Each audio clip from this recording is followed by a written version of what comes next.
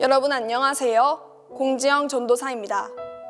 오늘은 기도 지원자 강의 8강입니다. 8강까지 오시면서 여러분은 어떤 기도가 가장 마음에 울림이 있으셨습니까? 어떤 기도의 형태이든 중요한 것은 하나님께 내 마음을 얼마나 드리는가가 중요할 것입니다. 오늘의 주제는 간구 기도입니다. 우리 교회는 소선지자에 대해서 말씀을 듣고 있는데요. 특별히 이번 주 예언자인 아모스 4장 2절에는 이스라엘을 향한 하나님의 심판이 하나님께서 맹세하실 만큼 분명히 있을 거라고 했습니다. 이 말씀 속에서 우리가 진정으로 간구해야 하는 것은 어떤 마음이어야겠습니까? 죄를 짓는 우리를 향한 하나님의 심판을 피하게 해달라는 간구와 우리의 마음이 주님께로 돌아가려고 애쓰는 마음을 간구해야 할 것입니다. 오늘 이 강의 속에 진정으로 간구는 무엇인지 깨닫고 하나님께 어떻게 간구해야 하는지 깊이 깨닫는 시간이 되시길 바랍니다. 그럼 시작하겠습니다. 우리가 구하는 것이 우리 자신들을 위한 것일 때 그것을 간구라고 하고, 다른 사람들을 위한 것일 때 그것을 중보라고 합니다. 간구의 기도는 우리가 영원히 하나님께 의존하고 있기 때문에 일생 동안 우선적인 것이 되지 않을 수 없습니다.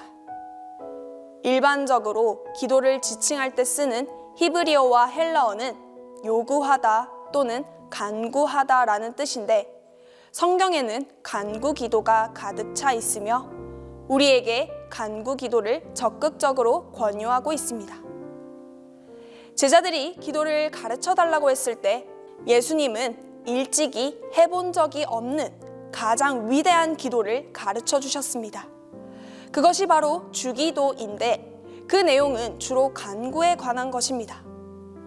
예수님은 그 제자들에게 권고하시기를 구하라 그리하면 너희에게 주실 것이요 찾으라 그러면 찾을 것이요 문을 두드리라 그러면 너희에게 열릴 것이니 구하는 이마다 얻을 것이요 찾는 이가 찾을 것이요 두드리는 이에게 열릴 것이니라 라고 말씀하셨습니다.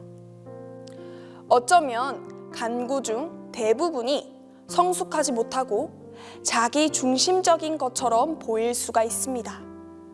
또한 간구 기도가 기도에 대한 응답이 없어서 좌절하거나 개인적인 욕심을 채우기 위해서 하나님을 조정하려고 하는 사람들을 위한 낮은 수준의 기도로 비춰질 수도 있습니다. 그러나 포어 시대의 말처럼 순수하지 못한 간구는 간구에 의해서만 깨끗해질 수 있다고 했습니다. 뿐만 아니라 예수님은 우리를 어린아이와 부모의 가장 기본적인 관계인 요구하고 받는 관계 속으로 계속해서 인도하고 계십니다. 그러므로 간구는 낮은 수준의 기도가 아닙니다. 그것은 우리가 매일 먹는 밥처럼 주식과 같은 것이며 어린아이 같이 믿음의 표현은 하늘 아버지께 우리의 매일의 필요와 욕구를 아뢰는 것입니다. 자녀가 떡을 달라고 할 때 돌을 줄 사람은 없고 생선을 달라고 할 때 뱀을 줄 사람은 없다고 말씀하셨습니다. 자기 중심적인 계획들로 가득 차 있는 부모들도 부모 자식 간의 가장 기본적인 도리는 존중할 줄 아는데 하물며 사랑으로 우리를 존중해 주시고 기쁨으로 우리의 구하는 것을 주시는 하나님께서는 얼마나 더하시겠습니까?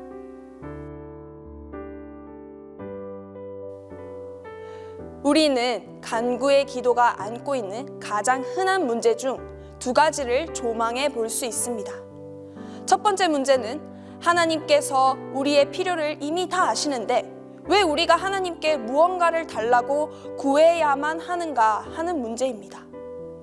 거기에 대한 가장 정직한 답변은 하나님께서 우리의 구하는 행위를 좋아하신다는 것입니다. 즉, 하나님께서 진정한 대화를 원하신다는 것과 우리의 심중에 있는 것을 말할 때 그것이 곧 하나님께서 깊은 관심을 가지고 계신 실제적인 내용이라는 데 힘을 얻어야 할 것입니다. 두 번째 문제는 여린 마음씨를 가진 사람들에게서 생깁니다. 예를 들면 자신의 힘든 것을 타인에게 말하면 그 타인이 지치듯이 하나님께 말하면 하나님을 괴롭게 한다고 생각하는 것입니다. 그러나 우리가 분명히 알아야 할 것은 우리의 중대한 문제들이기 때문에 그것이 하나님께도 대단히 중대한 문제들입니다. 우리의 가장 깊은 필요들을 뒤로하고 나누지 않는 것은 잘못된 겸손입니다. 우리가 말하지 않을 때 하나님의 마음은 상처를 입습니다. 하나님께서도 우리에게서 우리 생활의 가장 작은 문제들까지 듣고 싶어 하시고 우리가 우리의 삶을 나눌 때 하나님께서는 기뻐하실 것입니다.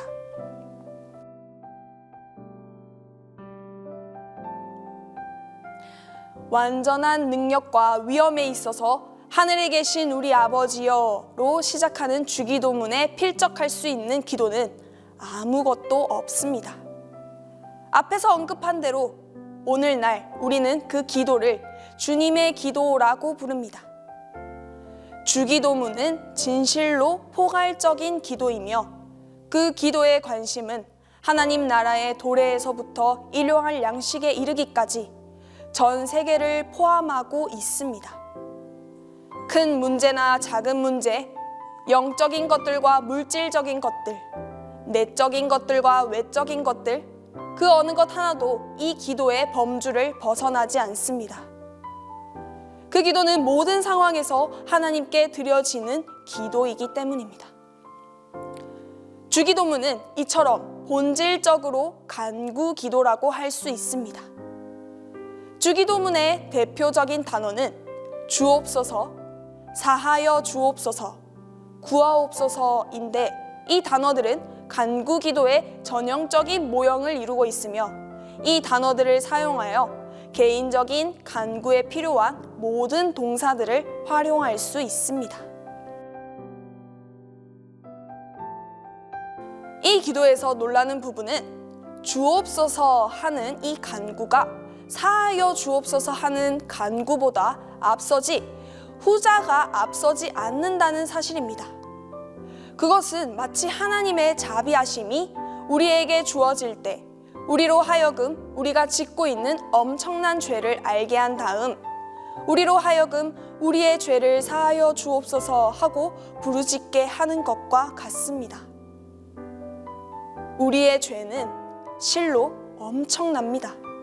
그것은 우리가 저지르는 것 그 자체만이 아니라 우리가 하지 않고 내버려 두는 것까지도 포함됩니다. 범죄의 산이 우리에게 너무나 높아져서 바로 그 중압감이 우리를 위협해 우리의 혼을 빼놓습니다.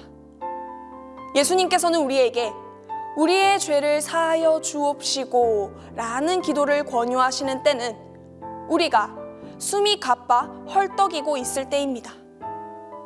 예수님께서는 우리를 이런 식으로 가르치십니다. 왜냐하면 하나님께서 용서하기를 얼마나 좋아하시는지 잘 아시기 때문입니다. 그럼 용서가 그렇게 중요하다면 당연히 우리는 용서가 무엇이냐는 질문을 제기해야 합니다. 용서는 우리가 더 이상 아파하지 않는다는 뜻이 아닙니다. 또한 잊어버린다는 뜻도 아닙니다. 그럼 용서란 무엇일까요? 그것은 은혜로 말미암는 기적으로 용서하게 되면 다른 사람의 잘못 때문에 우리가 분열하는 일은 더 이상 없게 됩니다. 용서는 우리가 서로에게 상처를 입히고 상처를 가하면서 서로의 사이를 분열시키는 그 잘못을 더 이상 사용하지 않는 것을 의미합니다. 용서는 우리를 결속시키는 사랑의 힘이 우리를 분리시키는 과실의 힘보다 더 큰 것을 의미합니다. 그것이 바로 용서입니다. 사랑하는 아버지, 부디 저에게 오늘 먹을 양식을 주시옵소서. 주님의 선하심을 거스르며 제가 오늘까지 지은 수많은 죄를 용서해 주시옵소서. 저는 그 모든 죄를 알지도 못합니다. 너무도 무의식적으로 죄를 지으며 살아갑니다. 저의 깨달음을 새롭게 하옵소서. 그리고 저의 무지함으로 혹시 저에게 도리어 해가 되는 것들을 구했다면 부디 저에게 그것들을 주시지 마옵소서. 저로 시험에 들게 하지 마옵시고 악한 자에게서 저를 보호하여 주옵소서. 예수님의 이름으로 기도드립니다. 아멘.